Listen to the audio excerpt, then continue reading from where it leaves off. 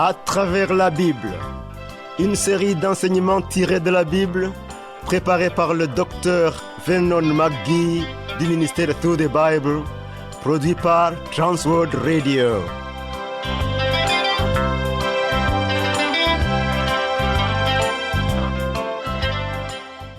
Réalisation Abdoulaye Sango, présentation Marcel Mondiou-Do. Bonne écoute à tous. Christ, roi, nous chantons ta victoire. Ton Père t'a couronné de puissance et de gloire. Tu viendras nous chercher pour contempler ta gloire et être près de toi dans le bonheur éternel. Cette étude que nous suivons est tirée de l'Épître aux Romains 6, versets 1 à 13. Visitez-nous à l'adresse suivante: Transworld Radio Burundi, Rohero, avenue de la JRR, numéro 27, Bujumbura. Vous pouvez aussi nous contacter via WhatsApp, SMS, appel au numéro 71 650 650. Email twrburundi@gmail.com. YouTube, Facebook, Twitter, TWR Burundi. Poursuivons l'examen de l'Épître aux Romains. L'apôtre Paul va nous expliquer la doctrine de la sanctification et nous dire comment la pratiquer, comment le chrétien doit vivre une vie de sanctification. Il va nous donner la solution de la marche chrétienne. Ici, au chapitre 6, il commence par ce que j'appelle la sanctification en puissance. Permets-moi de te dire un mot concernant cette doctrine de la sanctification. Tu vois, il existe une différence entre la justification et la sanctification.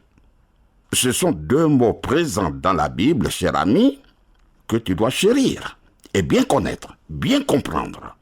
Il y a une différence entre simplement être sauvé du péché et puis devenir comme nous devrions être parce que nous avons été mis à part pour Dieu. Notre sanctification repose sur la même base que notre justification.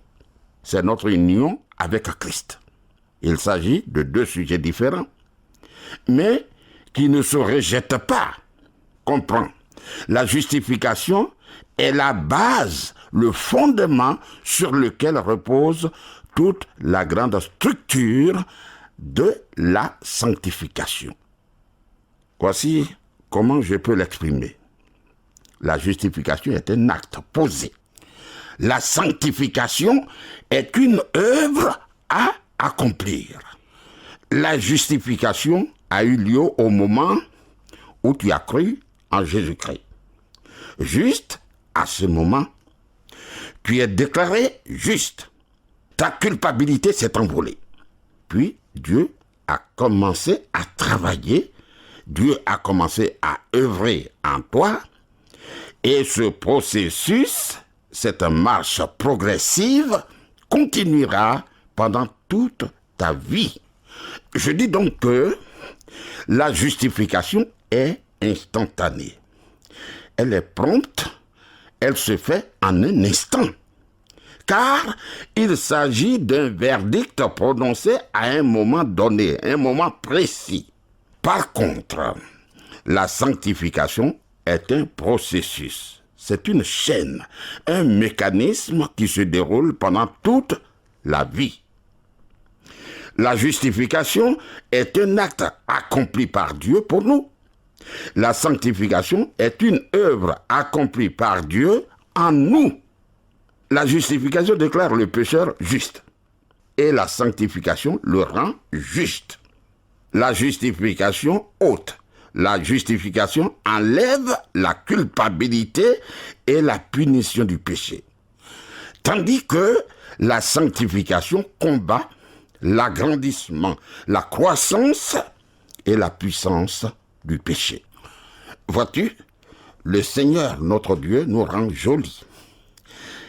il nous rend présentables, il décore l'homme extérieur et l'homme intérieur.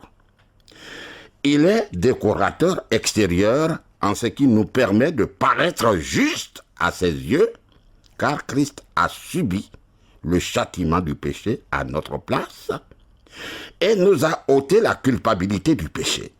Mais Dieu est aussi un décorateur intérieur, car il œuvre, il travaille dans notre cœur en y vivant par la puissance du Saint-Esprit pour que nous parvenions à être ce que nous devrions être. Merveilleux. Tu vois, Dieu ne nous laisse pas dans le péché quand il nous sauve. Il nous suit.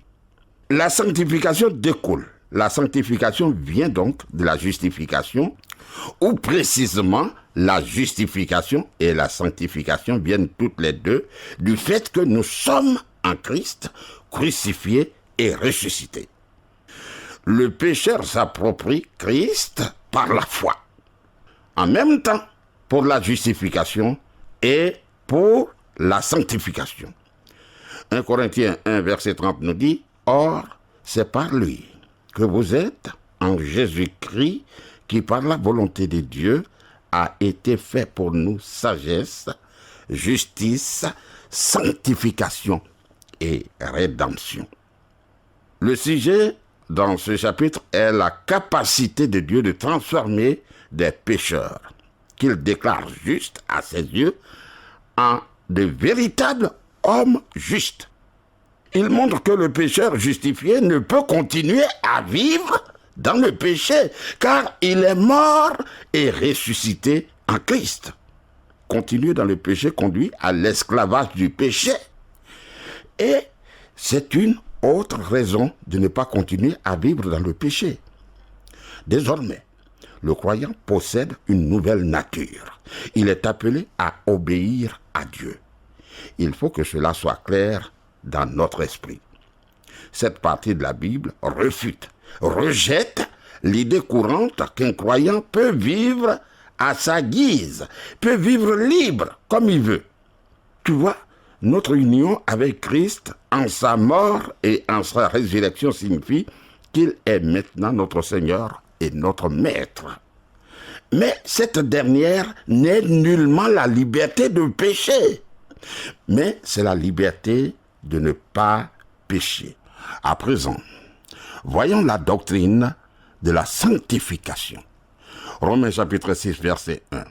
Que dirons-nous donc? Demeurerions-nous dans le péché afin que la grâce abonde? Désormais, Paul pose la raison. Il ne l'a pas fait, tu te rappelles, quand il parlait du péché. Au contraire, il citait simplement des faits. Il n'essayait pas de prouver quelque chose. Il considérait la vie telle qu'elle est et finit par déclarer que tous étaient pécheurs. Que dirons-nous donc? Après avoir compris le merveilleux salut de Dieu, que pouvons-nous dire? Notre seule réponse est Alléluia. Que pouvons-nous dire d'autre face au merveilleux salut de Dieu? Maintenant, la question de Paul est la suivante. Demeurerions-nous dans le péché afin que la grâce abonde? Voici, cher ami, la réponse de Dieu à la question. Après avoir été sauvés, pouvons-nous continuer à vivre dans le péché? La réponse est à Dieu ne plaise. Ou non, loin de nous cette pensée. Romains 6, verset 2. Loin de là, nous qui sommes morts au péché, comment vivrions-nous encore dans le péché? Le fait même que Paul pose cette question indique de façon claire qu'il a compris la justification comme une déclaration de justice. Elle ne rend pas le pécheur juste, non. Mais seulement, elle le déclare juste. La justification signifie que la culpabilité ou le châtiment du péché est ôté, est enlevé, mais non pas la puissance du péché qui demeure. Sinon, l'objection exprimée par cette question n'aurait pas lieu d'être soulevée. Maintenant, Paul parle de comment briser, comment anéantir la puissance du péché. Si Dieu t'a déclaré juste et qu'il a ôté la culpabilité de ton péché. Alors, cher ami, tu ne dois pas continuer à vivre dans le péché. Paul dit, nous qui sommes morts au péché, comment vivrions-nous encore dans le péché? Tu vois, ce passage est souvent mal compris. Tant que nous sommes dans ce corps, amis, tant que toi et moi sommes dans ce corps de péché, dans notre être intérieur, nous ne serons jamais morts au péché. Ce corps est le corps du péché qui vit. Mais selon la justice, nous sommes morts au péché en la personne de notre Seigneur Jésus-Christ. Nous sommes morts au péché en Christ lorsqu'il est mort sur la croix. Mais nous ne sommes pas insensibles au péché. Quiconque est honnête, si toi et moi sommes honnêtes, quiconque est honnête sait personnellement qu'il n'est jamais mort au péché. Cela est dans l'homme. Certes, il arrive au stade où il veut vivre pour Dieu. Mais il reconnaît posséder toujours son ancienne nature adamique. Tu vois, ce sont des versets semblables qui ont conduit certains chrétiens, que j'appelle des saints super spirituels, à croire qu'ils sont parvenus à un stade où ils ne commettent plus de péché. Ils font partie de ceux qui prônent la vie chrétienne victorieuse, entre parenthèses. Ils pensent avoir atteint le sommet de la perfection. Mais non, non. Je connais l'un des membres de ce groupe qui s'est montré particulièrement désagréable il y a quelque temps. Un jeune chrétien s'est approché de moi après le culte et m'a demandé, « Pasteur, est-ce que tu vis une vie victorieuse ?» Je crois que ma réponse l'a choqué quand je lui ai dit, « Non, je ne le crois pas. » Ah. Puis, je lui ai demandé en retour, « Et toi, qu'en est-il? Mènes-tu une vie victorieuse ?» Il a commencé à tourner autour du pot, ne voulant pas me donner une réponse directe. Il me dit qu'il essayait. Et puis, je lui ai dit, « Mais attends une minute, ce n'est pas la réponse. Tu m'as demandé si je vivais une vie victorieuse et je t'ai dit non. Alors, réponds-moi par oui ou par non. » Il n'a pas répondu. Il a continué à essayer de prouver ses affirmations. Il me dit, « Pasteur, l'Écriture ne dit-elle pas que je suis crucifié avec Christ?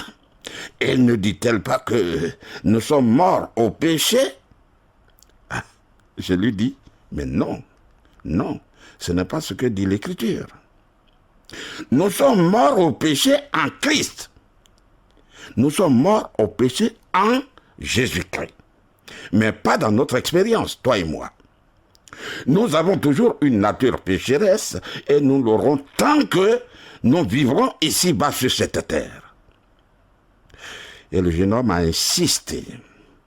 Il dit, « Alors, que veut dire la Bible quand elle affirme que nous sommes crucifiés avec Christ? » Alors, je lui dis, quand Christ est mort, il y a plus de 2000 ans, nous sommes morts aussi en lui et avec lui.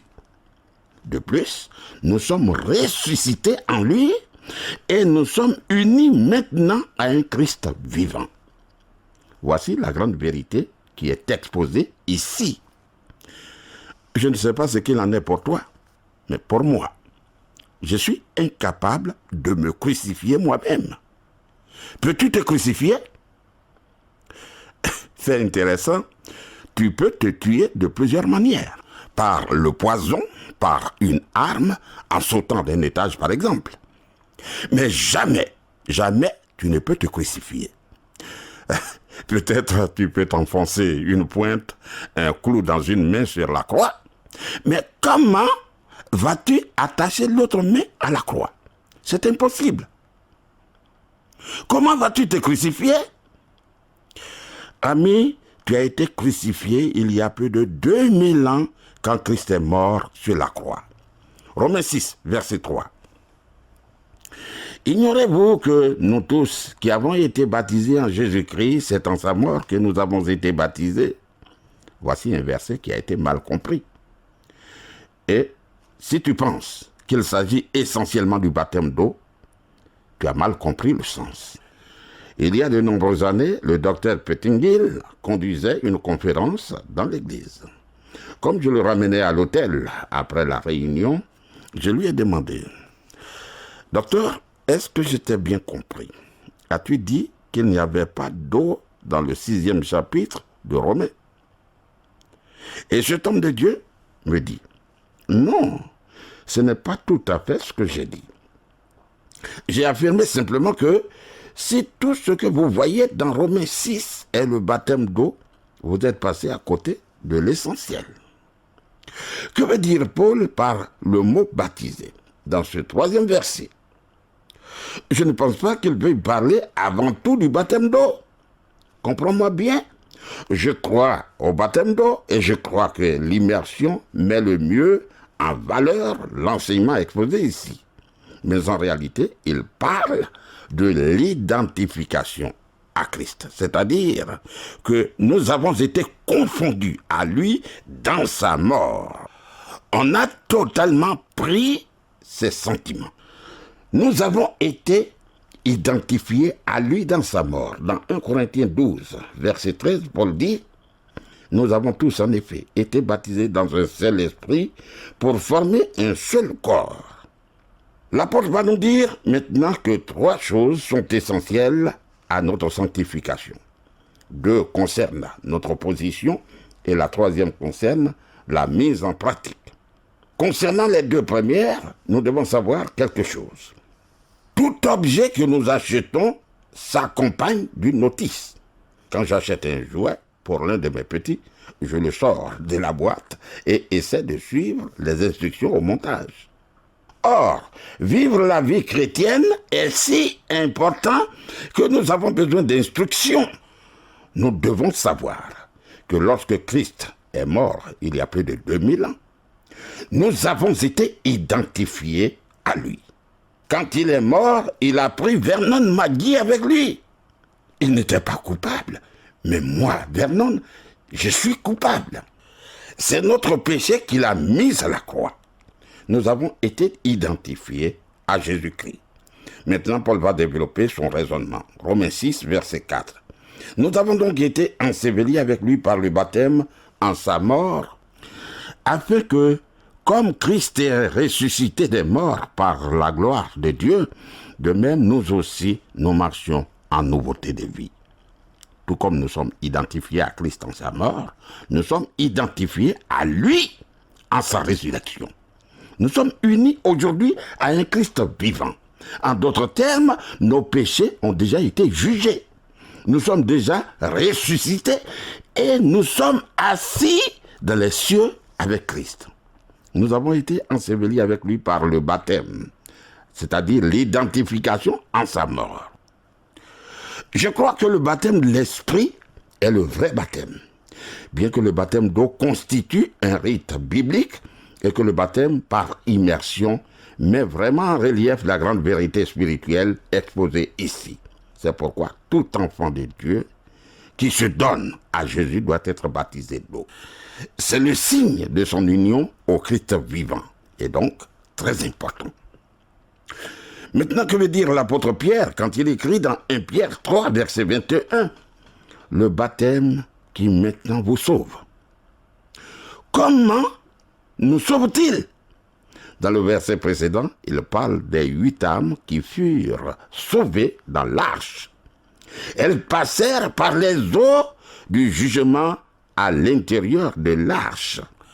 Les personnes noyées dans les eaux étaient celles qui n'étaient pas dans l'arche. Et elles ont péri noyées. Les 8 qui étaient dans l'arche ont eu la vie sauve. Pierre dit qu'elles ont été sauvées par le baptême. Le mot baptême n'a rien à voir avec l'eau dans cet exemple. Il s'agissait plutôt d'une identification. Les personnes en question ont été identifiées à l'arche. Elles avaient cru en Dieu et elles étaient montées dans l'arche Dieu a vu ce petit bateau qui flottait à la surface de l'eau. Aujourd'hui, Dieu voit Christ. Il ne voit pas d'eau Marcel, il ne voit pas Vernon Magui. Parce que je suis en Jésus-Christ. Il est mon arche aujourd'hui. Christ est descendu dans les eaux de la mort et nous sommes en Christ, toi et moi. De plus, nous sommes ressuscités avec lui. C'est très important. Comprenons bien le sens véritable de ce passage. Ne pas le saisir revient à passer à côté de l'une des plus grandes vérités de la vie chrétienne. Romains 6, verset 6, « Sachant que notre vieil homme a été crucifié avec lui, afin que le corps du péché soit réduit à l'impuissance, pour que nous ne soyons plus esclaves du péché. » L'expression « sachant que » doit être traduite par « voici des choses que nous savons ». Quand Paul dit que notre vieil homme est crucifié avec lui, il veut dire que notre ancienne vie a été crucifiée avec lui, afin que le corps du péché soit réduit à l'impuissance. Vois-tu, l'expression réduit à l'impuissance signifie anéanti, paralysé ou rendu nul, pour que nous ne soyons plus esclaves du péché. Paul ne dit pas du tout que la vieille nature n'existe plus. Sinon tu serais mort. Tu ne serais plus sur cette terre. Il dit que, puisque l'ancienne vie, le vieil homme a été crucifié, le corps du péché est donc dompté. Il est dressé désormais comme un animal apprivoisé. Pourquoi? Parce que nous ne sommes plus esclaves du péché. Si nous sommes morts avec Christ, nous croyons que nous vivrons avec lui ici-bas et dans l'éternité également. Nous partageons sa vie de résurrection aujourd'hui et nous ressusciterons un jour. Romains 6, verset 9, « Sachant que Christ ressuscité des morts ne meurt plus, la mort n'a plus de pouvoir sur lui. » Le mot « sachant », voici une autre vérité qu'il nous faut savoir. Le Christ glorifié dit « Je suis le premier et le dernier et le vivant. J'étais mort, et voici, je suis vivant au siècle des siècles. Je tiens les clés de la vie et du séjour des morts. » Apocalypse 1, verset 18. La résurrection inaugure l'éternité pour Christ, et elle inaugurera aussi l'éternité pour ceux qui croient en lui. Romains chapitre 6, verset 10, « Car il est mort, et c'est pour le péché qu'il est mort une fois pour toutes. Il est revenu à la vie, et c'est pour Dieu qu'il vit. Il est mort une fois, il est vivant aujourd'hui. Il vit pour intercéder pour ceux qui sont à lui. À cause de cela, il peut te sauver parfaitement, il peut me sauver parfaitement. » Nous arrivons maintenant à la manière dont nous, croyants, devons nous considérer, nous voir nous-mêmes. Romains chapitre 6, verset 11. « Ainsi, vous-même, regardez-vous comme morts au péché et comme vivants pour Dieu en Jésus-Christ. » Voilà. Nous devons compter sur le fait que nous sommes morts au péché et vivants pour Dieu, toi et moi. Nous devons compter sur le fait que notre ancienne vie repose dans le tombeau de Joseph d'Arimathée depuis près de 2000 ans et que lorsque Jésus-Christ est ressuscité d'entre les morts, nous sommes ressuscités avec lui. C'est un fait sur lequel il nous faut compter, toi et moi. Romains chapitre 6, verset 12. « Que le péché ne règne donc plus dans votre corps mortel et n'obéissez pas à ses convoitises. » Voilà. Ne laissons donc pas le péché régner dans notre corps et n'obéissons pas aux désirs de notre corps. Voyons la mise en pratique de la sanctification elle-même. Mais je promets que nous reviendrons à ce sujet dans le prochain numéro. Nous avons vu que la sanctification concerne d'abord notre position. Il nous faut savoir comment Dieu s'y prend pour faire d'un pécheur la personne qu'il désire. Quand la justification l'a simplement déclaré juste en notant la culpabilité du péché, elle n'a rien changé dans sa vie. Maintenant, le chrétien doit savoir qu'il a été enseveli avec Christ et ressuscité avec lui. Dieu veut qu'il vive dans la puissance du Saint-Esprit. Le croyant est uni au Christ vivant. Il doit considérer cette réalité et compter sur elle. Il doit croire que c'est vrai. Vois-tu, Dieu nous a sauvés par la foi. Et nous devrons vivre par la foi. Plusieurs d'entre nous, et cela inclut ce pauvre prédicateur que tu écoutes, ont cru en lui pour notre justification. Mais lui faisons-nous confiance dans notre vie quotidienne. Il nous faut vivre par la foi. Maintenant, nous arrivons à ce qui est profondément pratique. Nous devons nous donner à Dieu, toi et moi. Romains chapitre 6, verset 13. Ne livrez pas vos membres au péché comme des instruments d'iniquité, mais donnez-vous vous-même à Dieu comme étant vivants de mort que vous étiez, et offrez à Dieu vos membres comme des instruments de justice.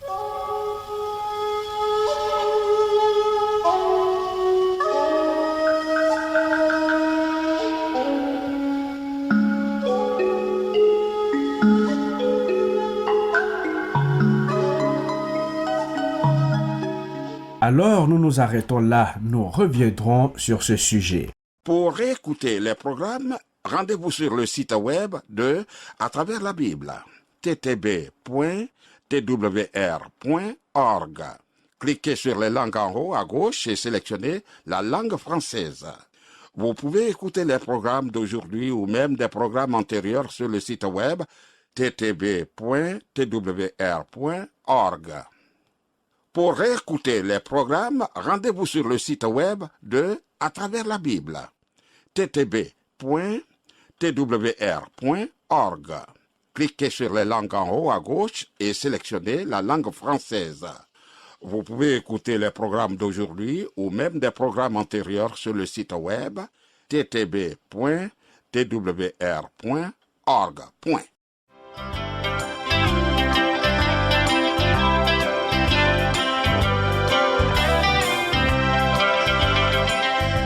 Vous venez de suivre le programme À travers la Bible, une série d'enseignements tirés de la Bible, préparée par le docteur Vernon McGee du ministère Through the Bible, une production de Transworld Radio. Visitez-nous à l'adresse suivante: Transworld Radio Burundi, Rohero, avenue de la JRR, numéro 27, Bujumbura. Vous pouvez aussi nous contacter via WhatsApp, SMS, appel au numéro 71 650 650. Email twrburundi@gmail.com. YouTube, Facebook, Twitter, TWR Burundi.